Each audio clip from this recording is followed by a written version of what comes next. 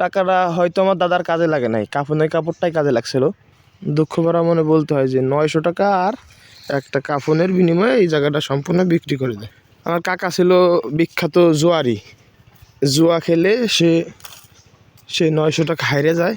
দাদা মারা যায়, মারা যাওয়ার পরে শুধু কাফনের কাপড়টাই কাজে লাগে। দেখেন কি সুন্দর ফসল হয়েছে, মাশাল্লাহ অনেক সুন্দর ফসল হয়েছে এই জায়গাটা। 900 টাকায় জমি বিক্রি করছে শুধু একটা কাফনের কাপড়ের জন্য আর 900 টাকার জন্য। এর একটু ভাবার বিষয় যে কতটা সে সময় 900 টাকার দাম ছিল বা কতটা অভাবে থাকলে এত বড় জায়গা 900 টাকা বিক্রি করে দেয়। কতটা অভাবে থাকলে এত বড় জায়গা 900 টাকা বিক্রি করে দেয়। সে সময় তো টাকার অনেক মূল্য ছিল, জমির হয়তো মূল্য ছিল না। এই জন্যে বলি যে টাকার অহংকার সব দিন থাকে না।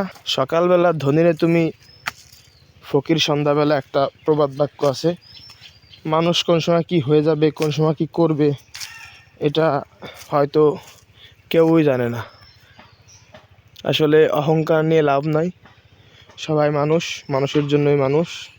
আশা করি সবাই ভালো থাকবেন, সুস্থ থাকবেন, আর আমার জন্য দোয়া করবেন ইনশাল্লাহ। আমি যেন সুস্থ থাকি ও সুন্দরভাবে জীবনযাপন করতে পারি। ধন্যবাদ।